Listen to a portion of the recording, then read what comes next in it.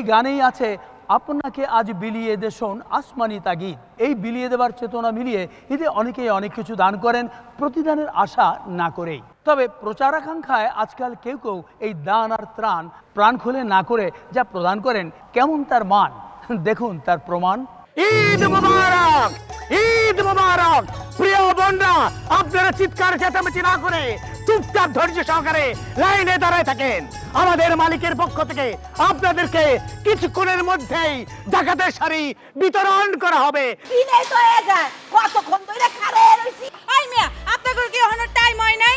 শাড়ি কি কারখানা থেকে বানাই না দিবেন? এই এত কথা কও কেন? চুপচাপ দাঁড়ায় থাকো।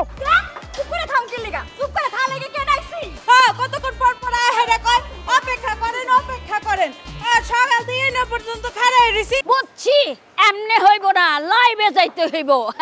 হ্যালো হ্যালো পিয়াস ফেরেন। এই যে আমি ধানমন্ডির একটা বাড়ির সামনে খাড়ায় আছি। খালি আমি না, দেখেন আমার আশেপাশে আরো মা বোনরা খাড়ায় আছে। হেরা খালি দিমু দিতাছি কইতে কইতে 2 ঘন্টা হয়ে গেছে, কিন্তু দিতাছে না। তোমাকে বলতে লাইভ করে কেন? আমি করি। লাইভ বন্ধ করো।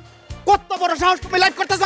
আগে শাড়ি দেন। কতক্ষণ ধরে এই ঠান্ডা ভাঙ্গা রোদের মধ্যে খাড়া করে রাখছেন? হ্যাঁ, রোদের গায়ে থাকা আমাকে কষ্ট হয় না?